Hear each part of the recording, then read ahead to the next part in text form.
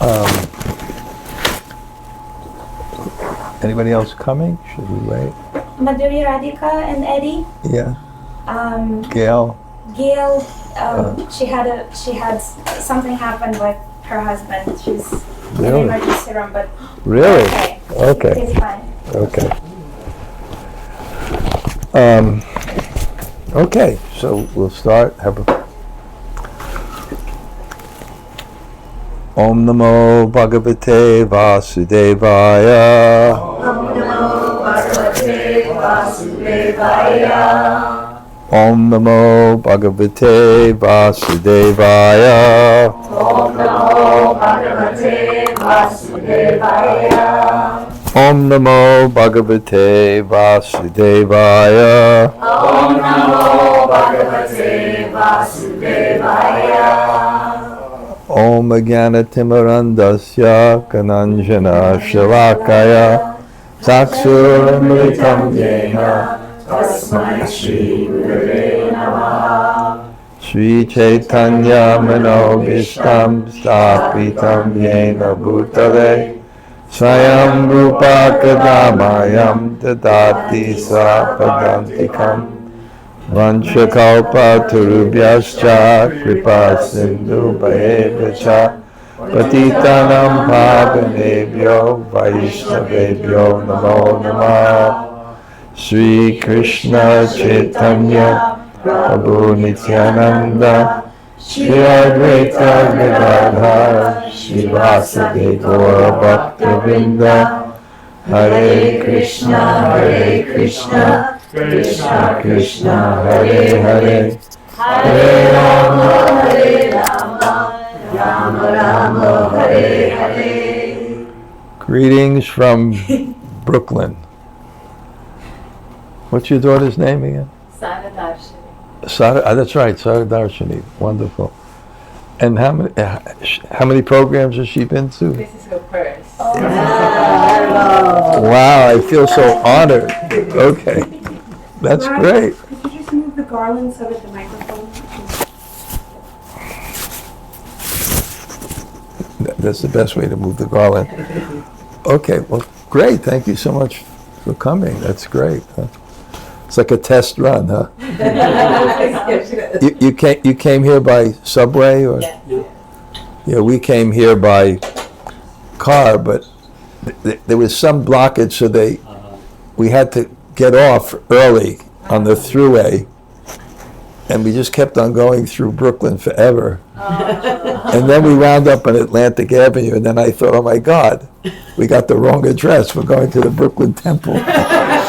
So, okay, let's see how she does. That we don't have. Yeah, she becomes nice and we'll take her out. No.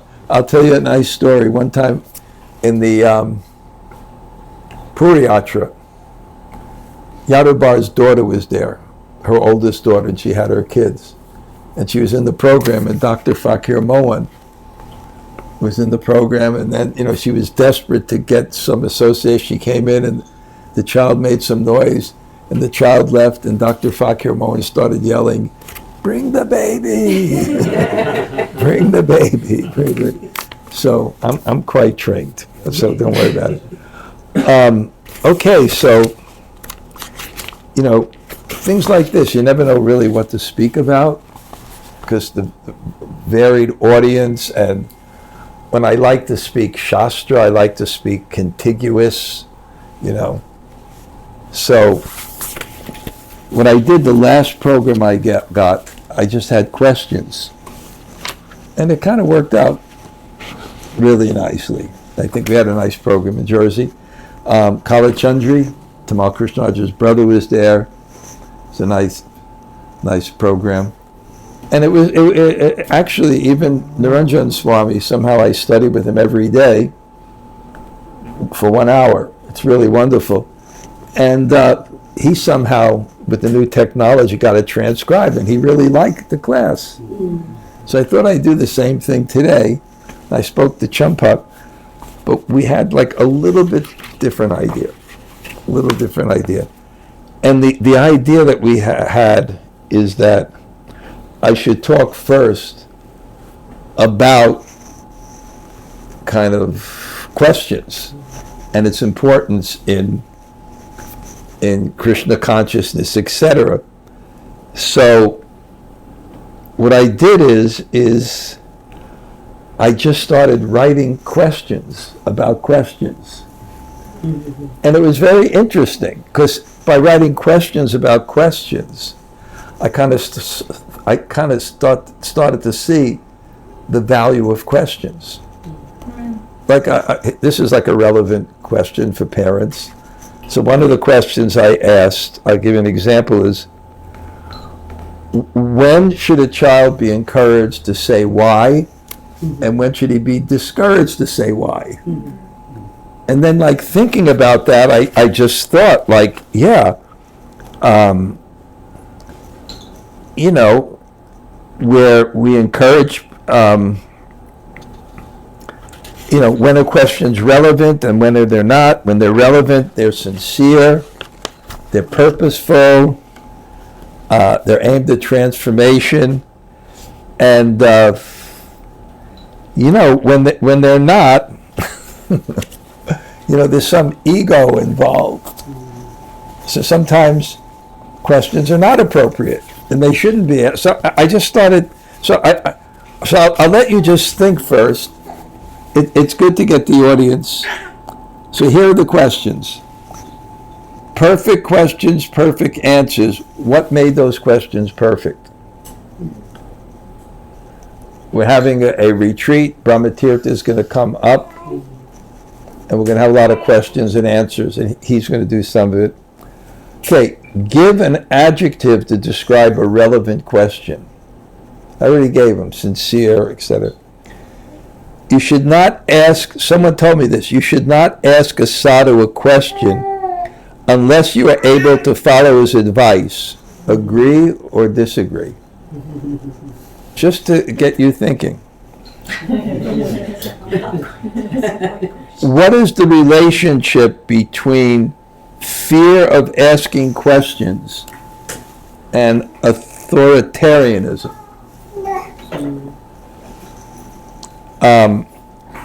What is the relationship with the lack of facility, encouragement to ask questions, and bad management? Srila Prabhupada said, blind following and absurd inquiries are condemned. What does this statement say about asking questions? When are questions legitimately annoying or improper? If Srila Prabhupada walked into a room and you could ask him any question now, what would it be? And how does that highlight the importance of asking questions to spiritual authority? I used to attend a group that just read Srila Prabhupada's books for hours. I stopped because I was becoming bored. Was there something wrong with that? I thought about this. No, what happened is I wanted to ask questions, and they didn't want to have questions at all. And I went for several years, less and less and less and less. Well, I should answer that right now so I don't cast aspersions on anybody. I just think they were very advanced and more advanced than me. That they can just hear and get that kind of relish. I think I was with very advanced souls that just had this ability, and my mind just did not work that way. And they didn't really like. It wasn't disrespectful that they didn't like, but I could see they just didn't like questions. Let's just read on and on. Brahmatirtha is coming to my retreat. He's going to see Satsrup Maharaj. If you were taking lunch with him, what would you ask? What is or should be the relationship between asking questions and humility?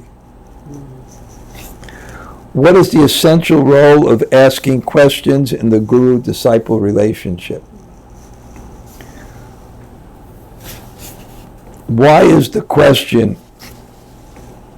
why I am suffering, the most fundamental question that one could ask?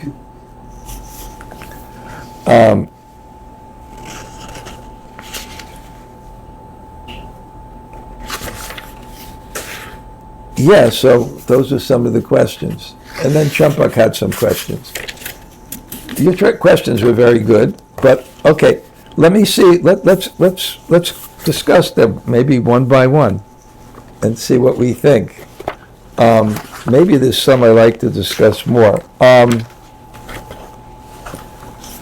Perfect questions, perfect answers. What made those questions perfect? Sure, what do you think? I think the mood with which they were asked. The mood that they were asked? Yeah? Yeah, the inquiry, the mood of inquiry. Yeah. Okay, because we have many, I'll just, yeah, go ahead. The topic of the question, asking about the absolute truth.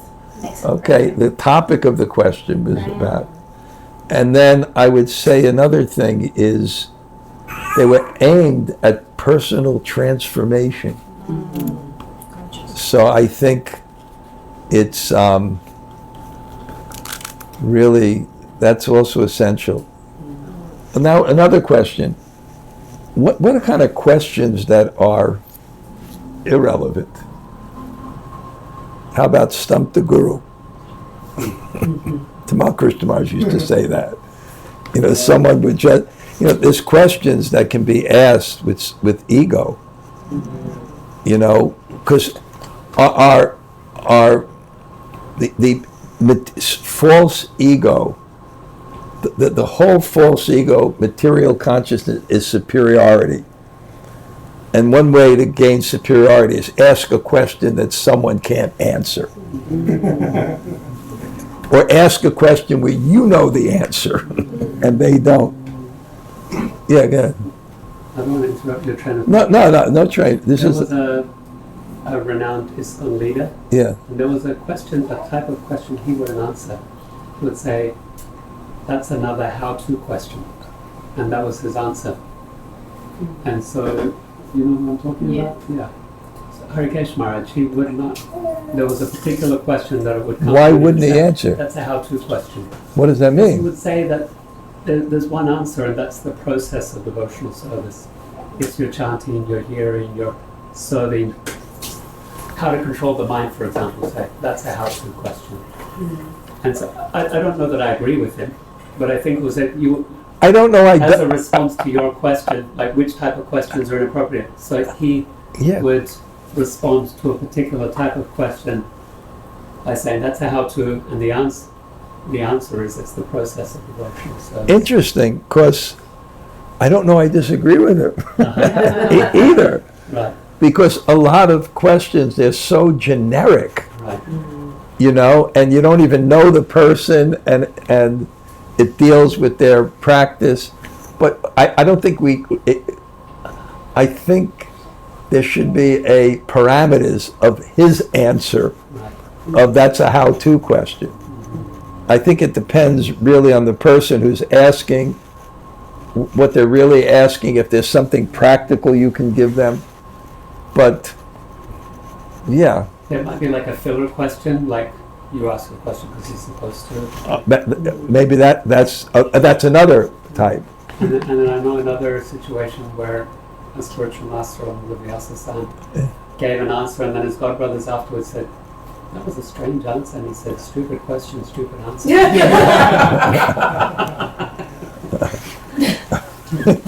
Another godbrother of yours. I'm saying, why didn't the godbrothers say, that was a stupid question?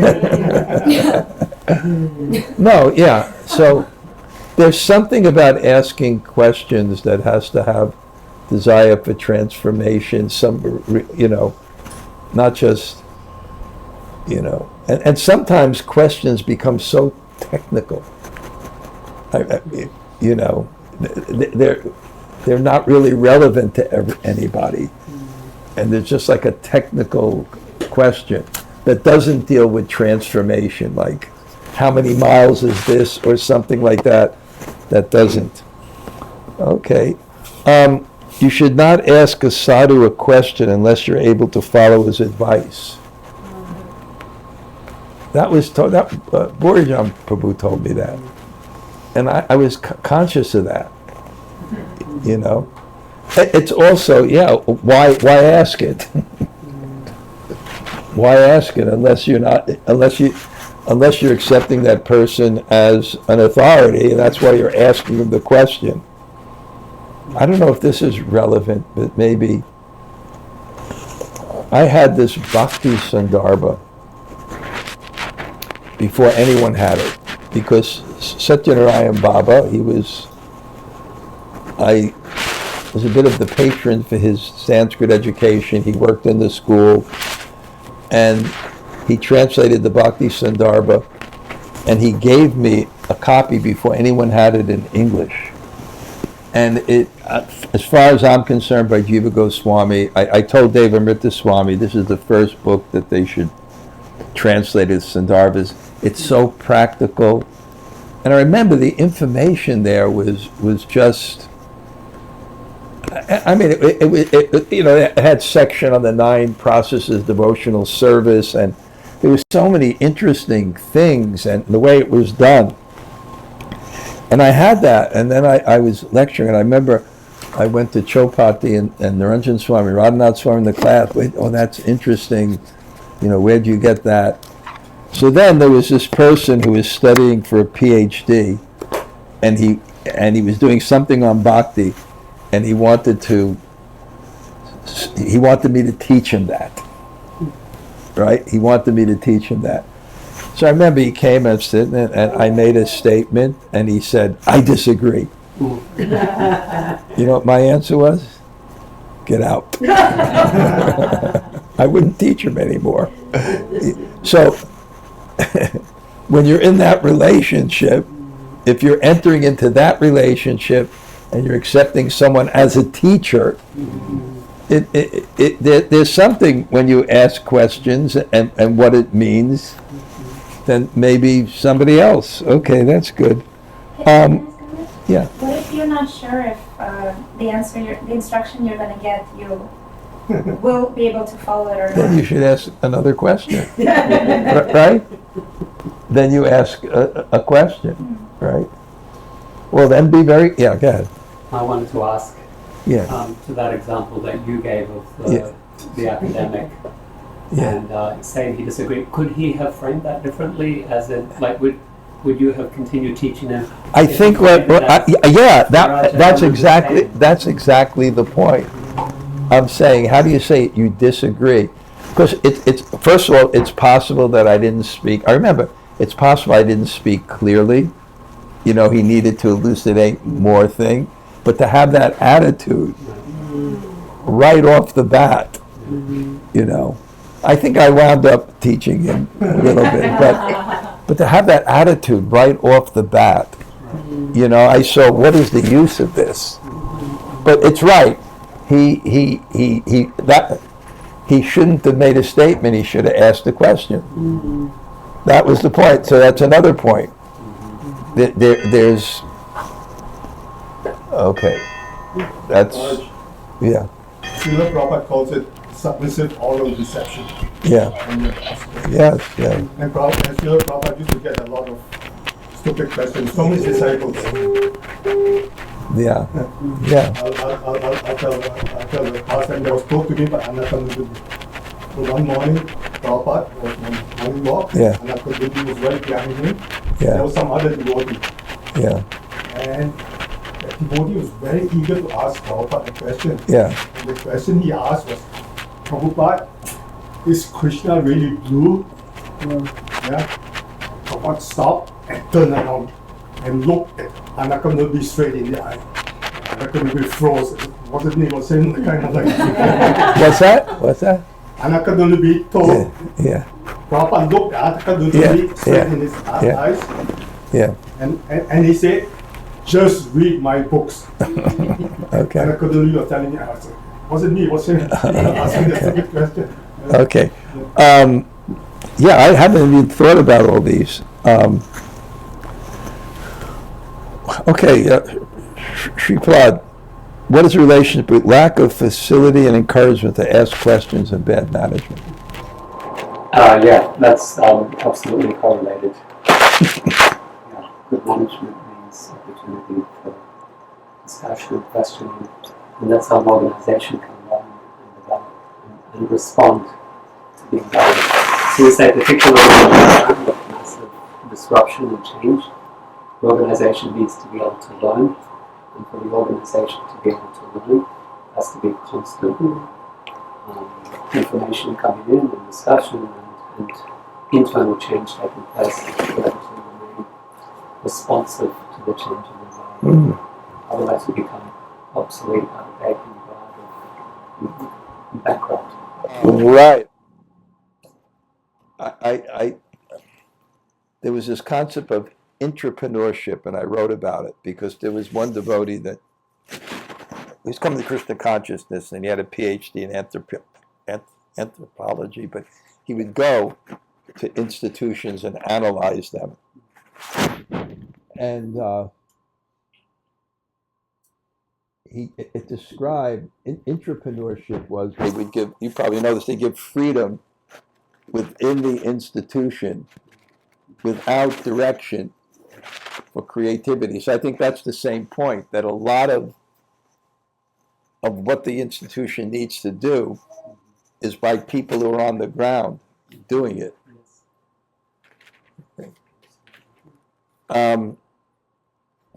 Here's just, Haribol, come on in. Hare Krishna.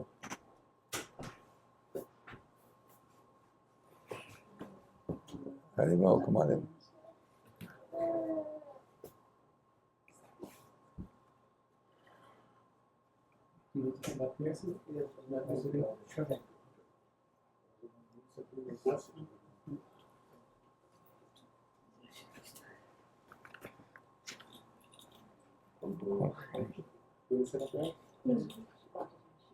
Great, you're closer. Just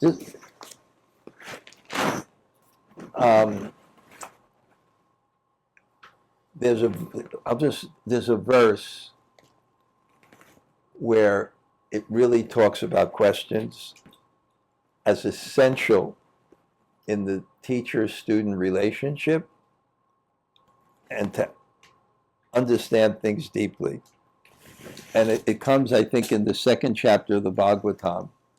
And what it says is, there's a verse, Vedanta tattva vidas, tattva yajnanam advaya, brahmeti paramatmeti bhagavan iti shabdate. Those who know tattva, Vedanta tattva vidas, those who know tattva, what do they say about the truth?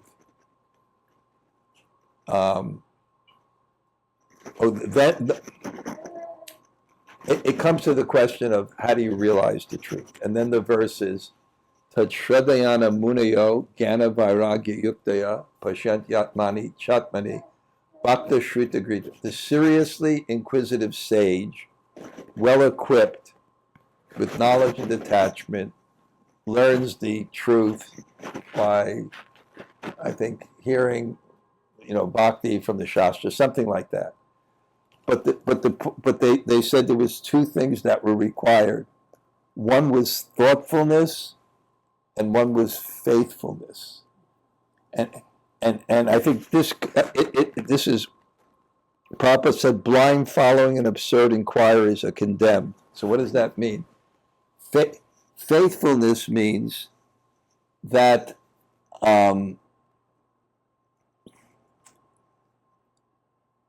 faithfulness means is if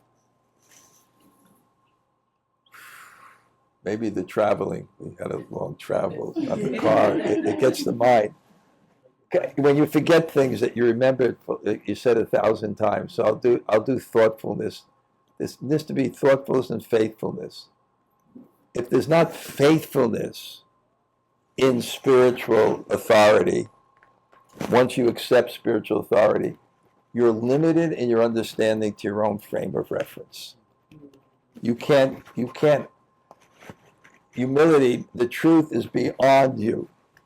So if you just if you don't have faith in some authority and a particular knowledge above you, then you're stuck with your own realization. And I once wrote about this, and it's a little bit off the subject, but I'll explain it now, because I had this experience, and I gave that every single year, I'm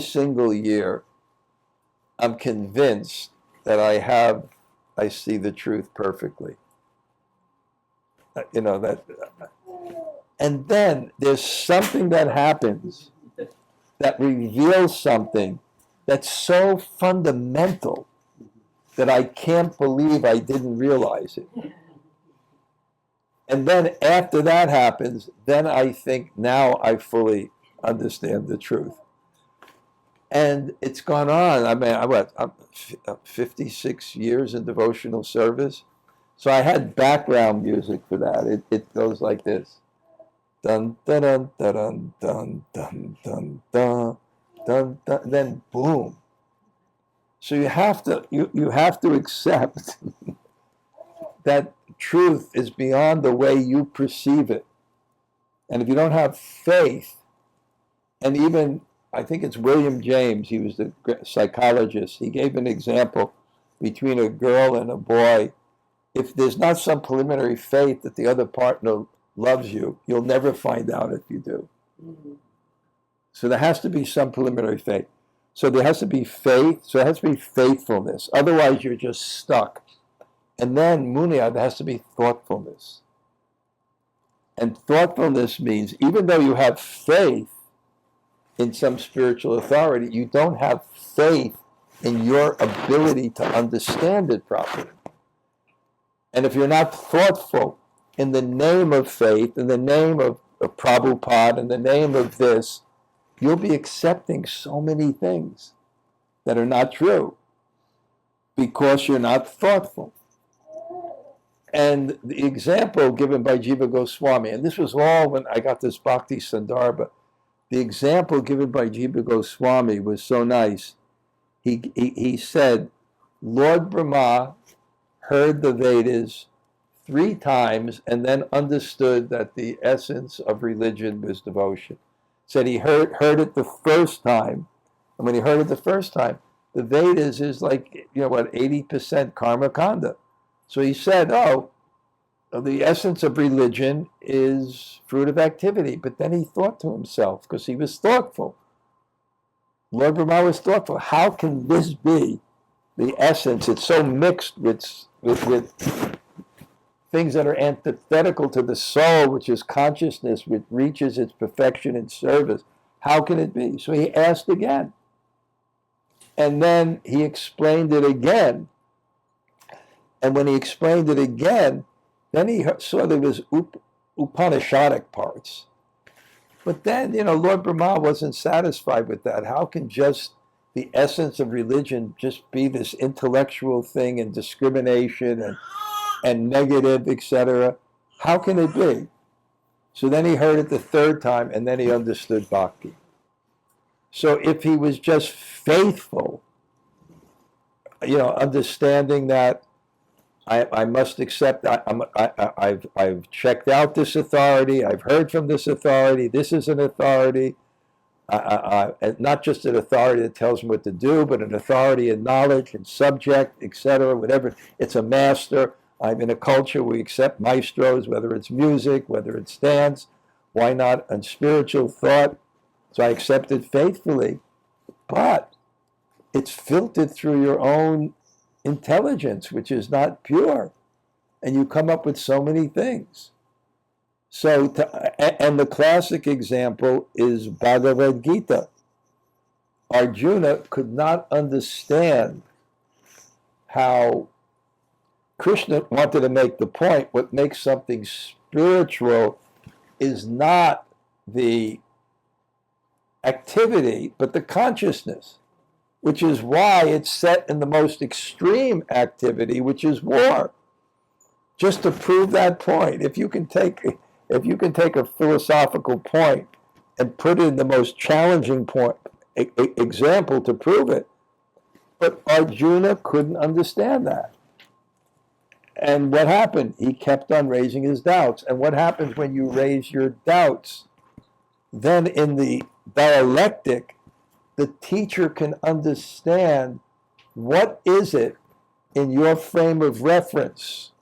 Jamuna Jai, I really appreciate that you made up. You're so. Sorry, I'm gonna get something. I gotta run back to the Bhakti Center. Oh, I was just going to tell you that's not the door house, but. But you know, clown. Okay. No, she's so busy, and she told me before she can only come for a short while. Thank you, Verna. So nice to see you in person. Okay. Nice to see you. Thank you for coming.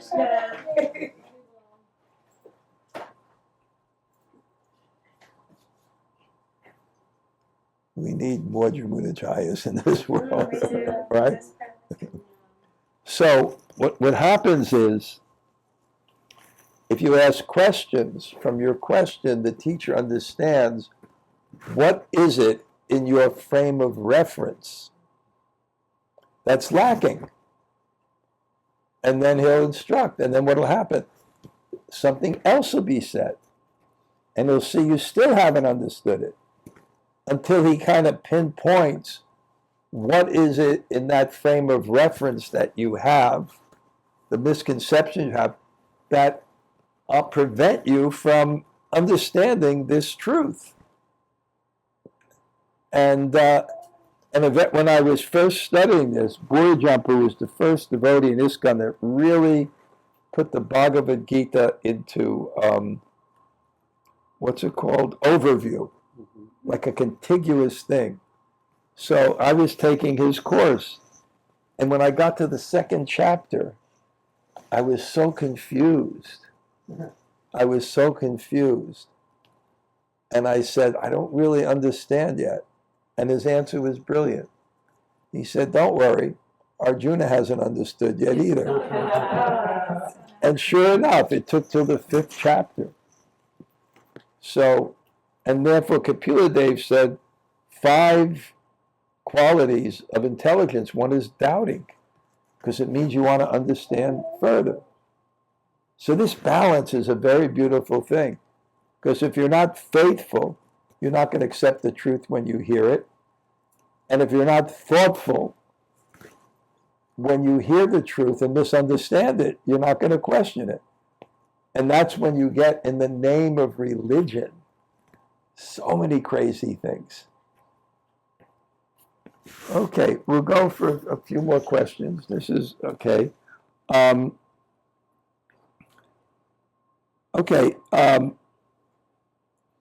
If Srila Prabhupada walked into a room and you could ask him one question, what would it be? How did this highlight the importance of question from spiritual authority? Wow, aren't there so many things we wish we could ask Prabhupada? Right, just clear. I felt disappointed with my internal response when you framed that question, Yeah. because the questions I would ask would be kind of managerial or organizational, Yeah, rather than probably what we should ask about Prema Bhakti. But I felt, there are these important ISKCON questions that well, I think, to ask. wow, I had the same disappointment. I wasn't disappointed, though. You're better than me, because you were disappointed. No, just because so much discord can be immediately resolved. But at the same time, I have to say one thing, is I thought that Prabhupada couldn't answer some questions, because people didn't have the frame of reference to answer them. For example, I'll give you an example as one, secession, right?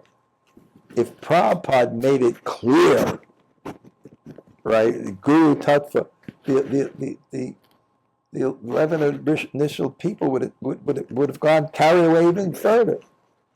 And if he lightened it more, then there would just be Ritvik.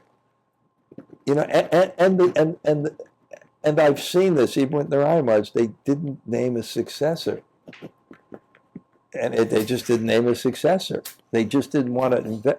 So I think that, or Raganuga Bhakti, if Prabhupada was like, it's all in his books. It's a mystical thing that Prabhupada could say things for so many different people, and it's a mystical thing.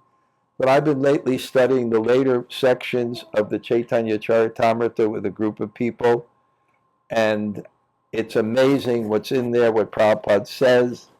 But if Prabhupada was more direct about Raganuga Bhakti, 90% of Russia would be Sahajis. And if he said less, we'd be stuck eternally in Vaidhi Bhakti.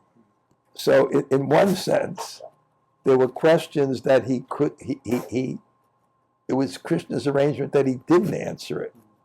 Because the frame of, and I think this is just another point, Prabhupada had this thing when he was speaking to everybody. Very, very difficult to do that. So I would have liked him to ask those questions, some of those questions. Some of the ones that I thought that were more clear, but even those, even those, answering it one way or the other, they could have been and maybe it was better he didn't answer it, because then they can kind of be worked out from different sides, rather than, because people would still take that. The classic one, women's guru. I think it's obvious it should be, but maybe it would be too liberal, or maybe if he said the other way, it would never be. So maybe it is. Okay. Champa, what do you think? I'm thinking about my own questions. Okay, okay, let's see if we can finish some of these. Okay. I want the relationship of asking questions and humility. I thought it's the basis it's the fundamental basis of being free from false ego. Because I look at it like this: the fundamental principle of humility is that there is an authority higher than our own opinions and desires. Because I look at it, since time immemorial, we're in the material world. And why are we here? In one sense, what gets us out? We come to a particular point where we say there must be something higher than my opinions and my desires, because it's not working. And that's humility. And that forces you to actually seek. And that's what attracts sadhu sangha, that you're actually a seeker. So I think really asking questions with the idea that there's an authority higher than my own is the fundamental principle of spiritual life and humility. Okay, let's see. We have a few more. Can I Yeah. When people truly have a question, like what you're saying, Yeah. they're really seeking sincerely. I've seen situations where a person asks that type of question, very deep question, to someone who is not able to answer or not qualified, but it doesn't matter. Like when you really have a question, you will ask that wherever you go, kind of like in any circumstance. And I've seen these, this one devotee comes to mind. They just ask the same question all my life, like I see it, and every time it's like I'm so inspired by that because it's sincere every time. And it's not like they're not getting an answer, but it's one of those, What is the Krishna question? consciousness. But it's something to do with Shyam Mohini was sharing with me before the program. I want to know how to get lobha. Like I want to know. So it's something like that. Something that's very like any devotee. You know, we're wondering. You know, how can I? It's a how to Well, that's question. But it's like well, that's you're always going that back. that's that even possible. that's it is, but that's the question. That it shouldn't be. That's another how-to, because that's asking directly about something specifically, not just generally. It's asking Raganuga Bhakti and how, and if you say impossible, I'm just reading the Brihad Bhagavatamrita this morning, and Gop Kumar feels I cannot achieve perfection. I could not achieve perfection. It's impossible. And the Vaikuntha Dutas are encouraging him, right, that you can. And for many reasons. He said, one reason is, look at who your guru was. Look at the mantra that you have. Of course, you're a Brijbasi. But then he said that, but if you want to achieve it quickly, because he wants to achieve Vrindavan quickly, he said, if you want to achieve it quickly, then go to Braj and perform Nam Kirtan. And then it's an exposition of many, many verses about Nam Kirtan, which is very interesting, whether it's better than meditation and so many things. But one thing they said is, no, you can achieve it, don't worry, we'll help you. And there was something there, I wish I can find it, but there was something there about you can remove all obstacles in Bhakti. I don't have the reference now, but it had something to do with mercy. So we never feel that we can achieve God, or that's why it's Nishyad Daryat. That's why it's patience, because if you feel I can achieve it, then you've cheapened it so much.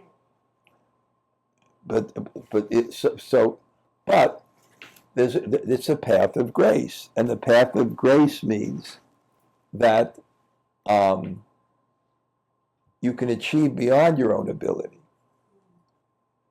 So yes, we should feel it's impossible, but we should also understand that there's mercy. So that's a good question, and Champak, that would be an example of a question where you can continually ask, because there's so many answers from so many different people, and if the person has that sincere desire, and it's not that he's not getting answers, but he wants more answers, and he wants to test the people's realizations. Yeah, that's good. Yeah. So that hope that you were speaking of, Yeah. that it appears impossible, but Yeah. you have to have the hope. And then Swami talks about Ashabandha. Yeah. But it's quite an exalted quality. It's one of the symptoms of someone in Bhava. Bhava, yeah. Can we have that for ourselves, even though we're not in Bhava? Can we hold to Ashabandha? Well, I think Rupa Goswami gave a verse that, I'm not this, I'm not this, I'm not this. But that, because I don't think these things are just like stages that are just cut off. And I think what it means is we don't have any hope by our own qualification, because God is so exalted, so how can we achieve God? But because of his exalted nature, he has mercy. And therefore, by that mercy, it's possible. And, it's,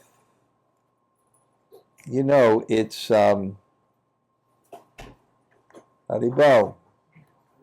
Okay. Ed, congratulations. How many programs as? This will be his first program. Okay. Look at your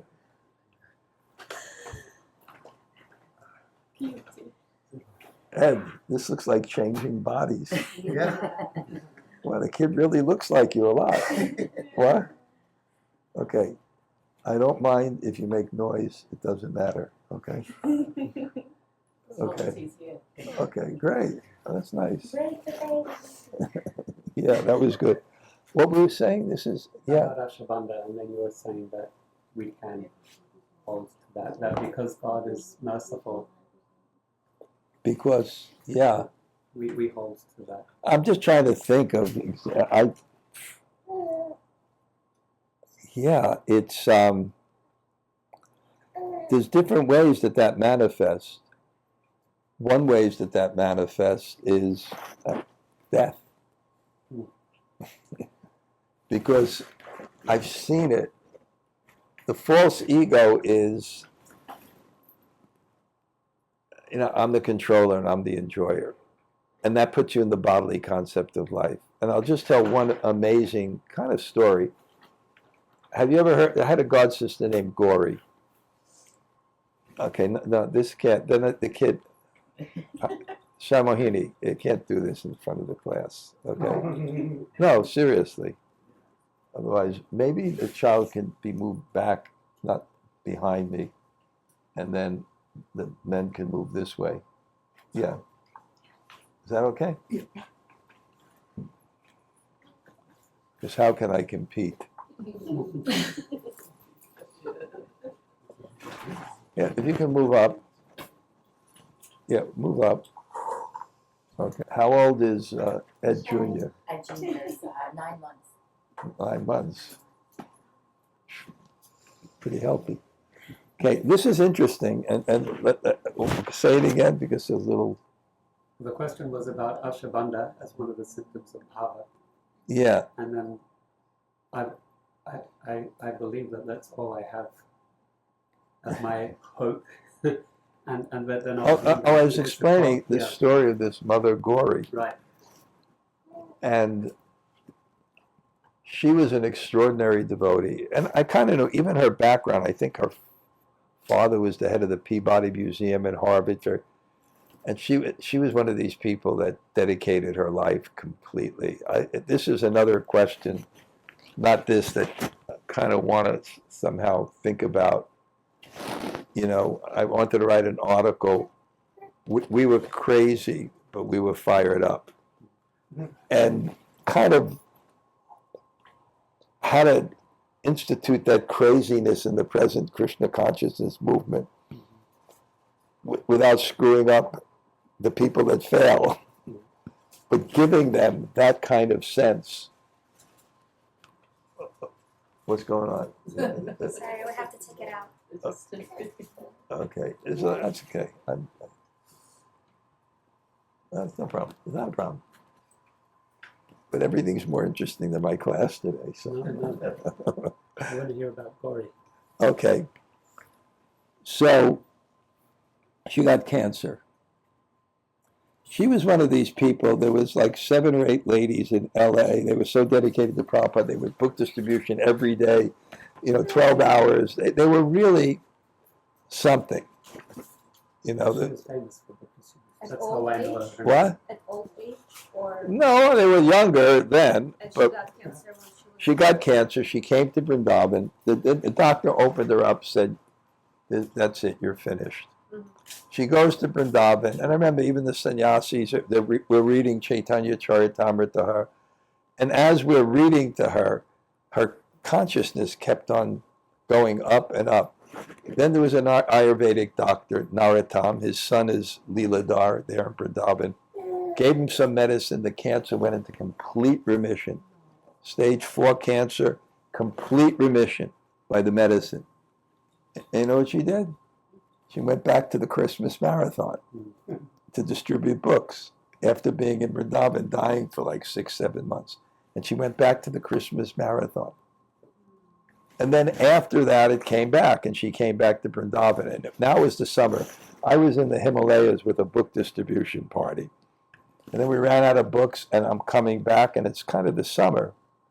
And I'm coming back to Vrindavan, because we always like to come back. And then I come back, and I hear she's leaving the body. So I go in her room, and she's on the floor. She wants to die on the floor of Braj. And she has two god sisters, Jagatarini and Vidya, and they're just putting pictures of Prabhupada before her eyes, kind of like this. Then the Ayurvedic doctor comes in, the same Ayurvedic doctor, feels her pulse, and says, disease is finished. Wow. You'll hear, you'll understand. Disease is finished. You have 1 hour left to live. And then she's on the floor, and I'm someplace. All of a sudden, I think I have a Radha Krishna deities in my hand, almost as if they walked off the altar. And then everybody's chanting, and then it's an hour left to live, and it's about 20 minutes. She gets up and she smiles, and she wants to show her other god sisters that by dedicating your life to Prabhupada's movement, you can achieve success. And then about 20 minutes before she left, she just said, this is intense. But she left in that kind of consciousness.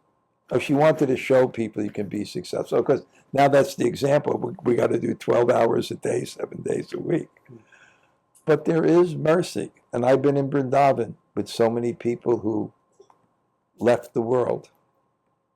I remember Ananda Tirtha, his mother, and Suchirani, and she was leaving the body. And then Ayendra, whenever there was someone dying, his vow is he would immediately come and do kirtan and stay there till they leave.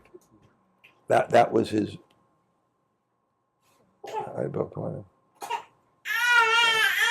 That's okay. What?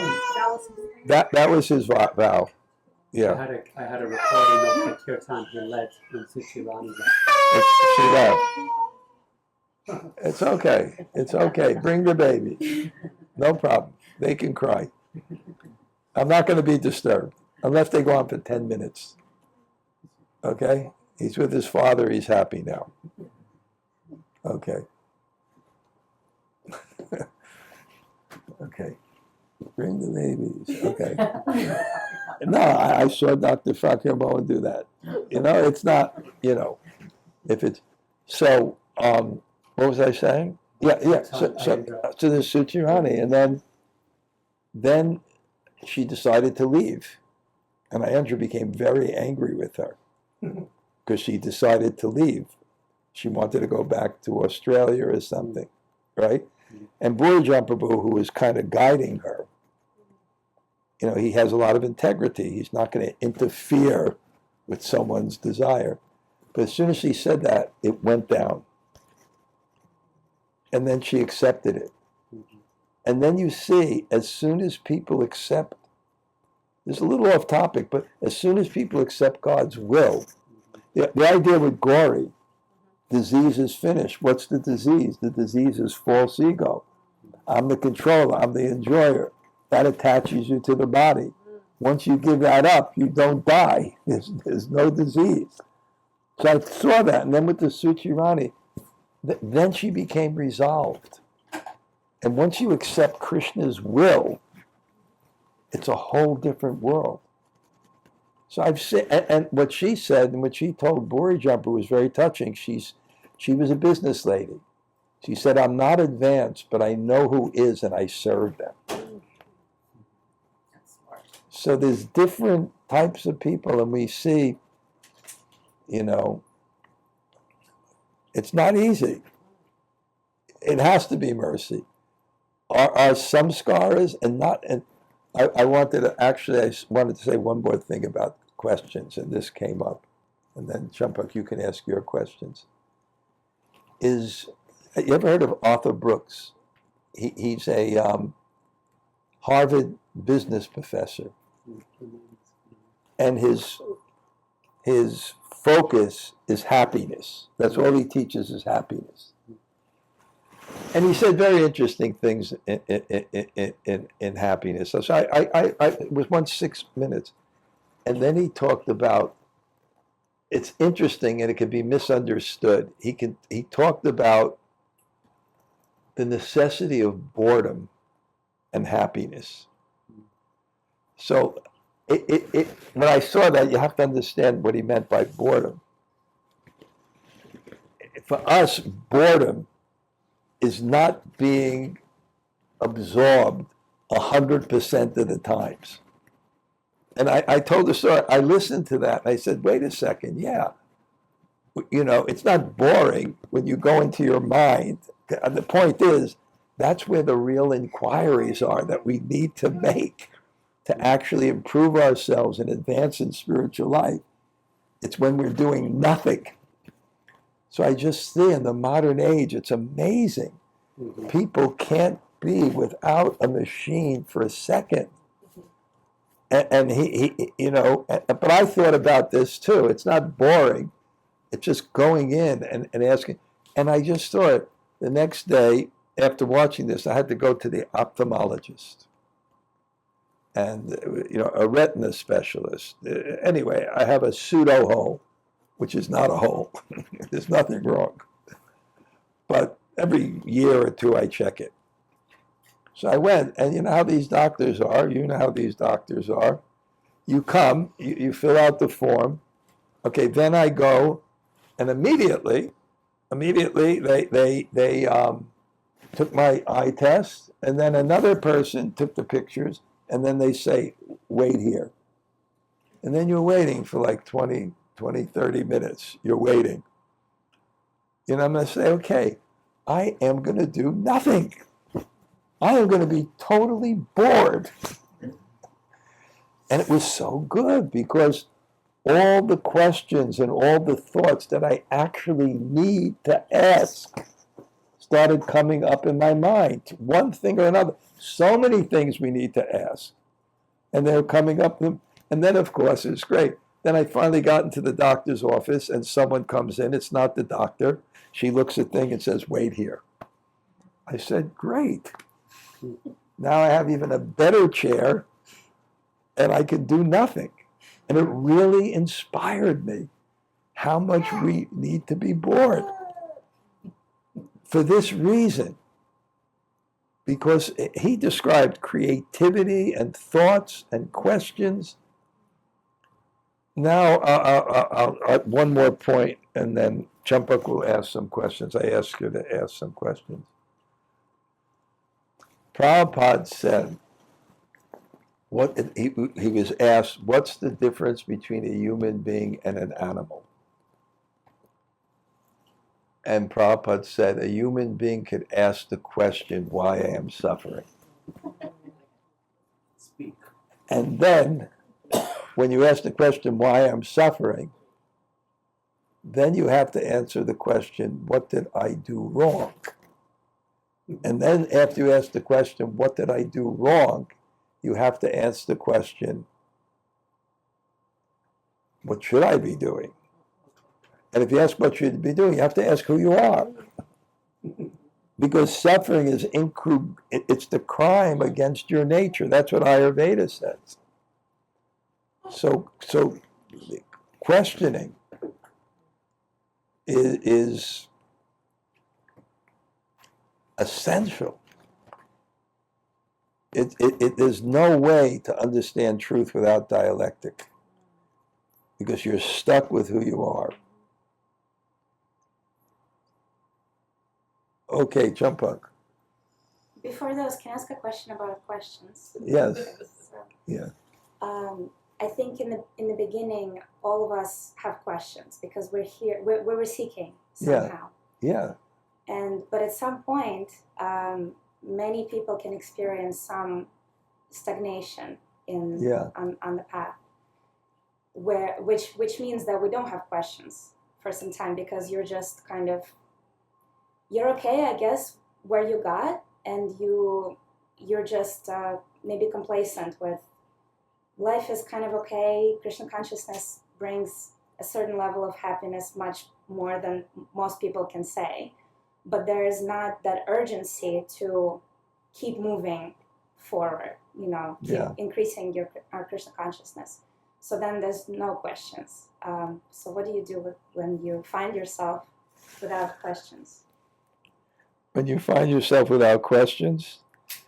Well, first of all, did you find yourself without questions?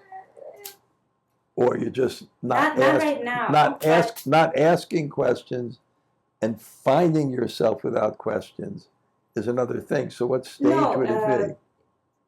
No sincere question. Yeah, no urgency.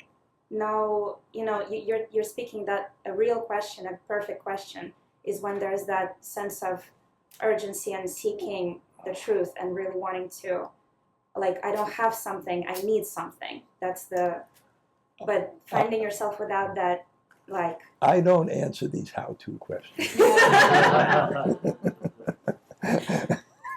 No, that's... But no, because what I'm saying is it comes down to the point. I didn't mind the joke, right? You didn't mind the joke. No, of course not. It makes sense. Okay. It comes down to the point, right? Then why is there no questions? And then it comes to the point. When that happens to me, because I write this Monday morning readings, I have to have a question every week. And actually I thought too, it's actually a nice service I have, public intellectual. There are points where people are not asking questions. A lot of times they're too subtle, so they leave contradictory things and they never resolve them, so they don't understand them deeply, right? So I like that service myself. So when I don't have something to write about, that's why writing is so good for me, because when I don't have something to write about, I realize there's something wrong with my spiritual life. And what I do is I start to read the Bhagavatam every day. I'm not reading the Bhagavatam regularly. Because if I read the Bhagavatam regularly, questions will come up.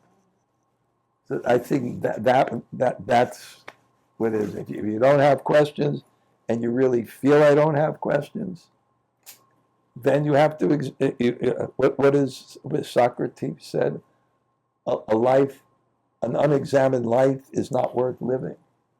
It means unexamined, not asking questions. So it's like that, but it may not even be the insincerity. Sometimes we just get into a situation where we're so overwhelmed in life, right, that we can't move forward. But then we have to ask the question, am I leading the right life? Do I have to change my life now? Because I think that's it. That's another factor. When we come into those things of stagnation, maybe we need a change in life. It's just, the rat race and just going on, and there's no... Okay, good. That's a good question. Okay, now ask some other one. Another one is about, so we have kind of practical devotional service in Krishna consciousness that we all have. And then we have personal bhajan and our personal sadhana. And this question is from Dhanurdhara. Actually, we were speaking recently about, our personal bhajan and being, that type of activity requires a very different energy from us. Very external focused. Yeah. All this practical service that we might have around. It's the practical service in the temple, or it's the maintaining one's material life? No, like practical service in the temple. Well, then you're very fortunate, because most people don't even have that kind of conflict. I'll explain it first. Most people don't have that type of conflict. Personal service of bhajan. They have devotional service of material life. one time Burijan Prabhu, when he was, we were going to Narayan Marj and trying to get this lobha and these type of things. And Burijan was the chairman of the GBC, and he was pulling his hair out, if he had any. And then he said, I don't have time. I don't have time because there's so much service. There's so much service. And Narayan Marj said, then, in a service like that, then Krishna can give it to you all at once.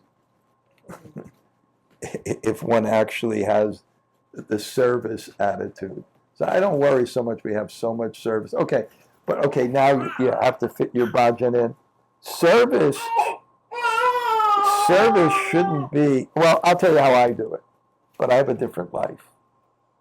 But I wake up early and I spend hours before I see people. That's one way to do it. Because the modes, it's not a question of taste, it's not a question of time generally, it's a question of taste. And a lot has to do with the mood,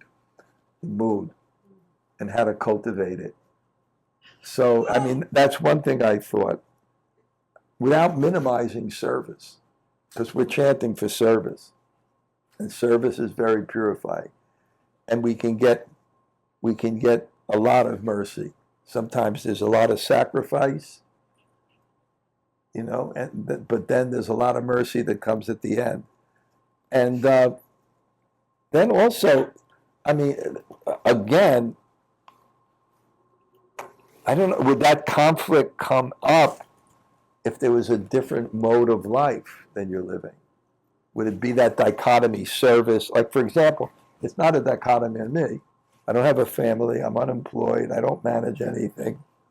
So there's no conflict with me between, I get up, I do my bhajan, and then I learn this in Vrindavan from being with saintly people.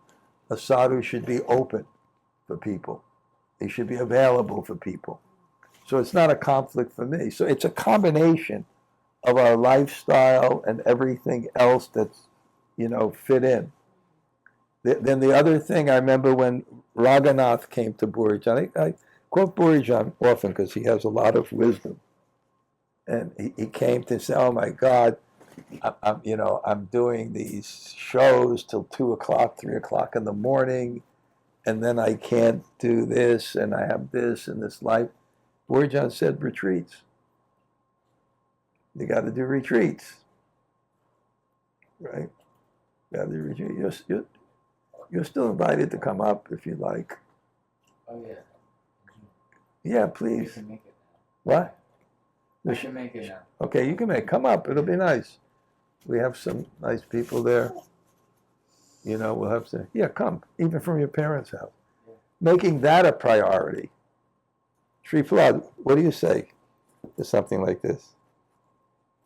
Yeah, so many thoughts. Something that came to my mind, and maybe you can clarify, maybe I heard it from you, Satyanarayan Baba, you quoted it earlier, and how when he took shelter outside, like when he left ISKCON, and then he was surprised that the sadhu who was guiding him pretty much engaged in practical service, and he was expecting bhajan. Did I hear that from you? I don't know, but I know Professor Bryant, maybe. Right. He after Bhavananda fell down, and then he wanted to find the most learned scholar because he was a professor, and he found Haridas Shastri, who had 9 postgraduate degrees in Sanskrit and everything like that, and then moved to his ashram, and then he engaged him shoveling cow dung in the Goshala. And he developed a real attraction to that. But I think in this type of thing, it's not just service of this, it's putting service and type of, and here you got it. Even coming here, just driving through the streets of Brooklyn, it was endless for us. I couldn't believe where we were. What is this? We were like at the New York, Brooklyn Public Library, Atlantic Avenue, Boys High. Ever heard of Boys High? Oh my God, when we used to go to school and our teams used to play boys high in Bedford-Stuyvesant, we were terrified by their chant. You know what their chant was? B-O-Y-S, boys high. We were terrified of these neighborhoods here and going through all these neighborhoods, boys high, and public, and living in Brooklyn. And you want my honest answer? You know what it's going to be. Move to Govardhan. Yeah, mother, they have such a nice house. It's like the nicest house in all of Govardhan. You know that. Well, come on, in Rupa Seva Kunj. No, but, I mean, practical advice, my God, you have to be so disciplined. I shouldn't make jokes of this. It should be a real serious thing. Is you have to have a time and place for Krishna. Because perception is dependent on attention. Perception is dependent on attention, understanding, attitude. Otherwise, when doing the bhajan, the pleasure is the relationship with Krishna and the energy between us and Krishna. But, I mean, it's still, you have to have a time. There's no other way but a time and a place for Krishna. And time and a place for Krishna. Because, and also, to get taste, it's not going to start off that way. Because it says, even someone who's at a very high level, you can never start at samadhi. It's dharana, dhyan. It's like starting a car. You don't start it. So we have to have some time. And this is a real problem with people because they don't have time. They can't sit enough to purify the mind for a little while to actually feel it. But the service is not the problem. Never think that the service is the problem. Because if it was just the service and you were just going there to do service for 4 hours a day and then you came back here and you didn't have to work, there'd be no problem. Thank you, Marsh. Yeah, it's like a light bulb moment. What? It's like a light bulb moment. Somehow, I have totally lost the morning. Simple thing. The service hasn't changed, and somehow I'm thinking, what's changed? And it's just The morning. really discipline, kind of. Yeah. It's tough. Yeah. It is tough. To be a meditator in the city for 2 hours every day is tough. That's another question. Wow. Okay, next question. Jump on. Can I just ask a question? Yeah, go ahead, yeah. So I'm thinking Yeah. about your one example Yeah. of spending 6 months in the West and 6 Yeah. months in Vrindavan.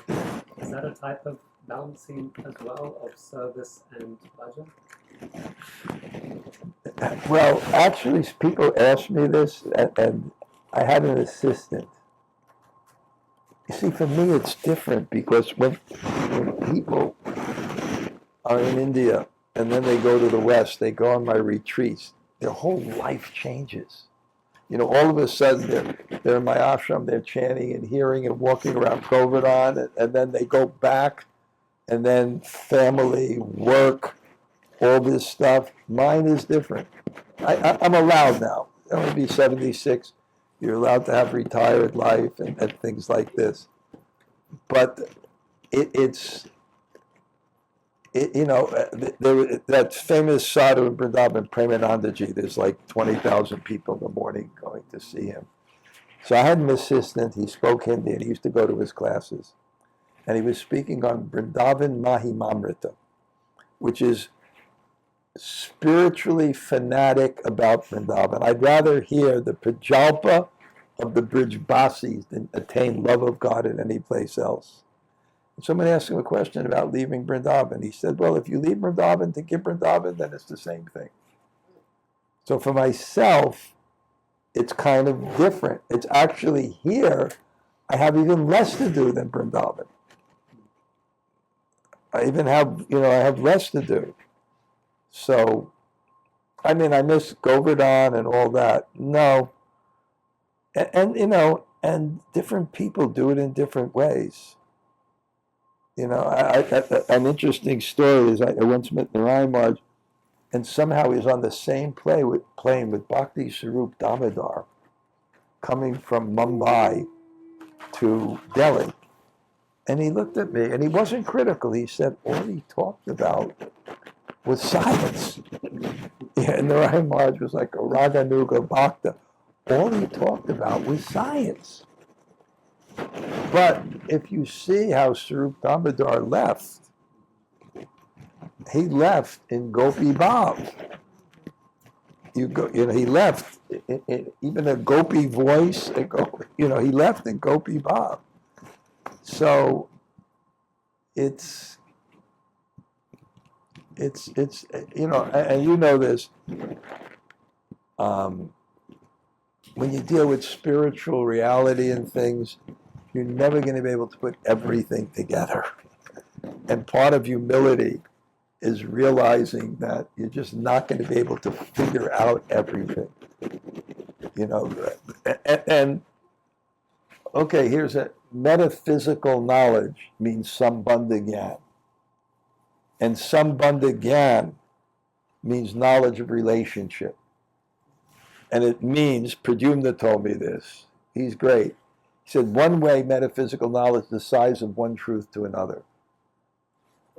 The size of one truth to another. For example, at the beginning of the Hare Krishna movement, when all the hippies came into the movement and felt relief by renunciation, and they heard Prabhupada had to preach renunciation because people were so fallen, then renunciation became this big, attachment became this big. What was the result?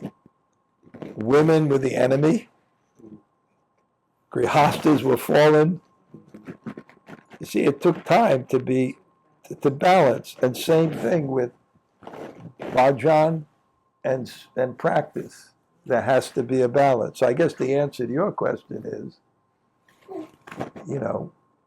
it's not easy, but if you want to say, you have to do it. You have to have a morning, you have to have a discipline, you have to have a time and place for Krishna, and that's it. Yeah, I'd rather not be complicated about it. Okay. I'm pretty good at these how-to questions, right? Yeah. Okay, go ahead. Thank you, Gurmaraj. Another one was about material. It came up in our community group. It was about material desires. And we were on third chapter of Bhagavad Gita, and Krishna's talking about kama is the insatiable thing that will eat you alive if you keep feeding it. So we got and then can I read this verse from the Bhagavatam? So it's Srimad Bhagavatam 7:11, 33 and 34. Translation: My dear king, if an agricultural field is cultivated again and again, the power of its production decreases, and whatever seeds are sown there are lost. Just as drops of ghee on a fire never distinguishes the fire, but a flood of ghee will, similarly, overindulgence in lusty desires mitigates such desires entirely. And Srila Prabhupada writes that those who are too sinful and have thus been born in the lower classes are allowed to enjoy sinful activities fully, for thus there is a chance that these activities will become detestful to them, and they will get the opportunity to get purified. So there's kind of, you never feed it.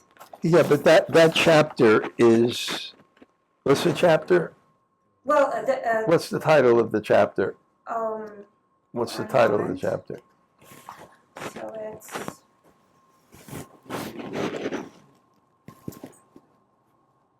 chapter 11, the perfect society for social classes. Right. So what that's discussing is a social view, right? Because I think if you look at those verses, it's discussing the duties of Brahmin. So it's talking about people who are outcasts, like socially outcast in society, and very, very sinful. And in those kind of days, things were a little bit casty, not just by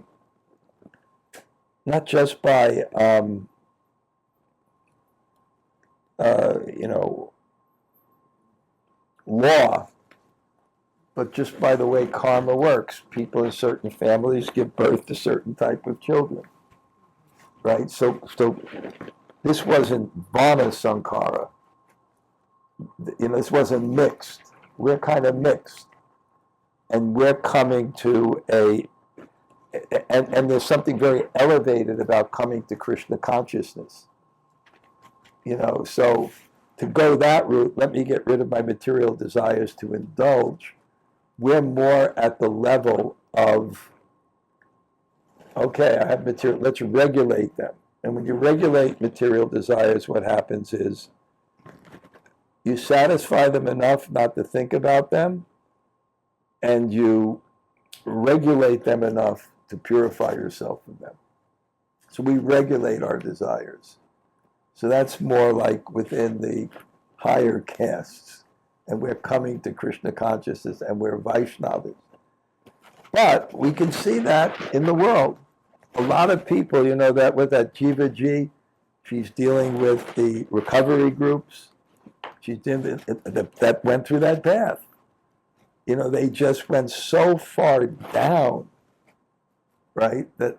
Here's another example: the birth of Krishna. When Kamsa killed the six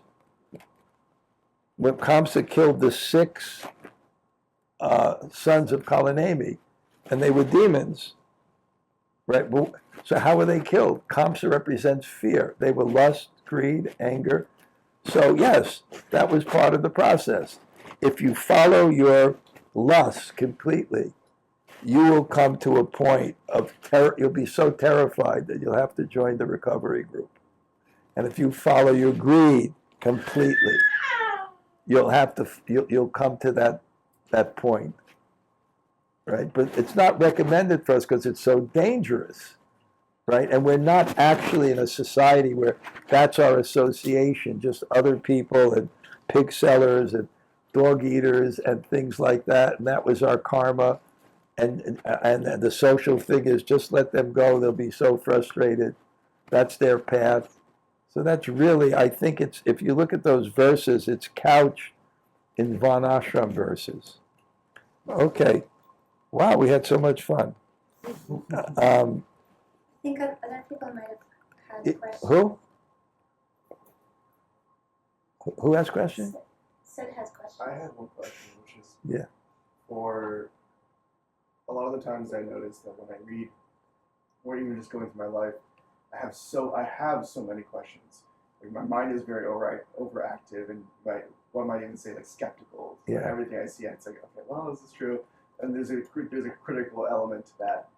But there are so many questions, many of which pertain to devotional service, and they come up regularly, like the same theme of how do I wake up in the morning consistently, or how do I do this or that or whatever it is, and I often don't get reciprocation or answers for those questions, even when I verbalize them, if that makes sense. To people. Yeah, to people just like in casual conversation. Oh, this is what I'm thinking about. This is what's coming to mind.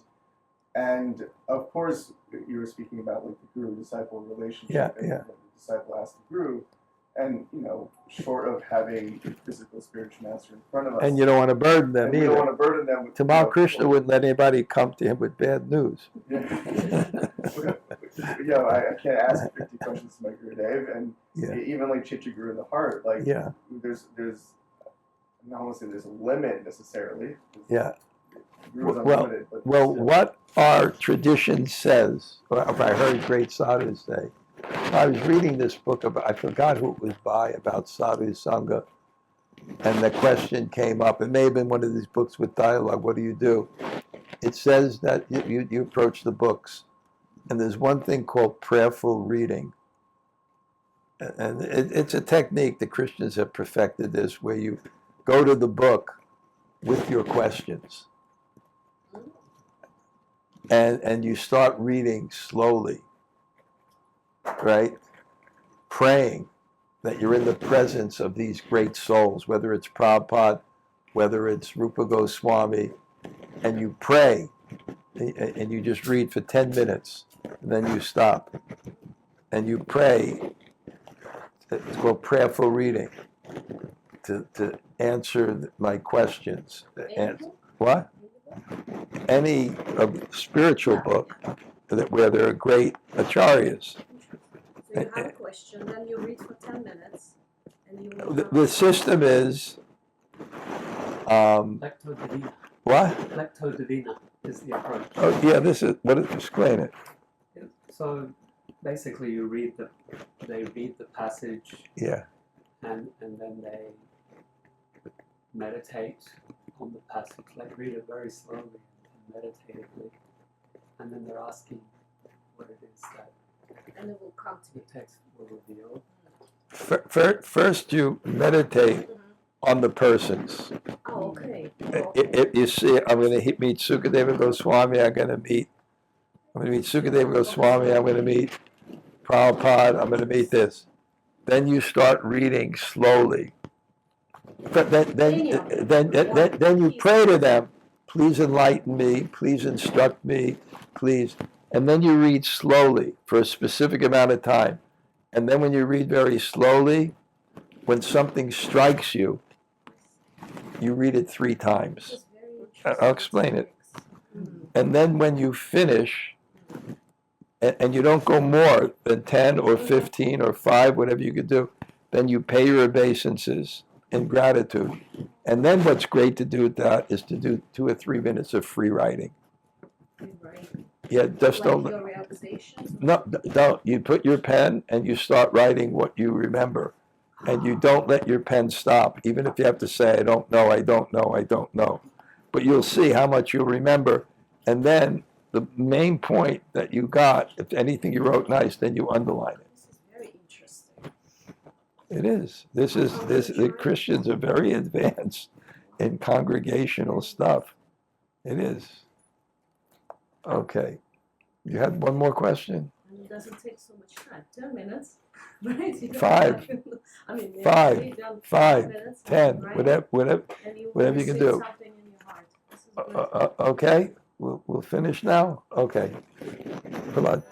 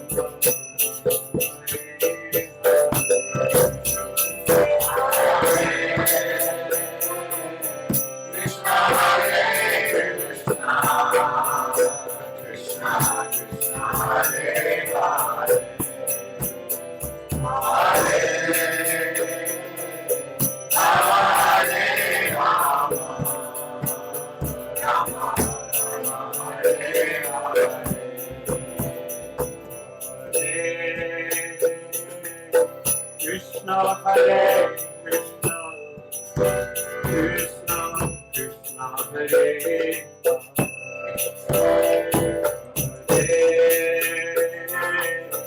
Rama Hare Rama, Rama Rama Hare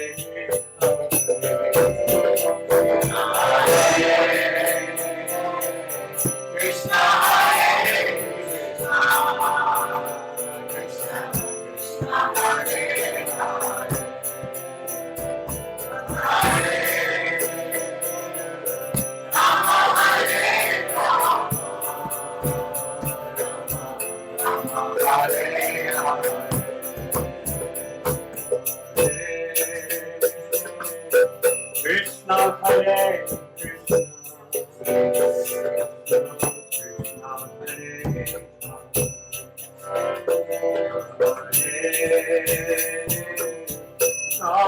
Hare Krishna,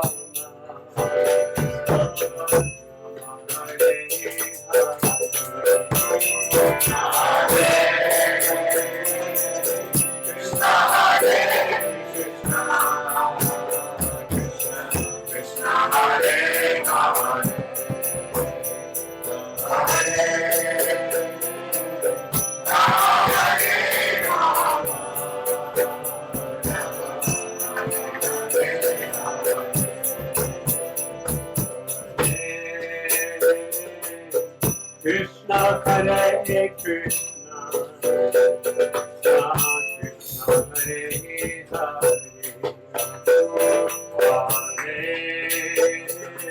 Rama Hare Rama,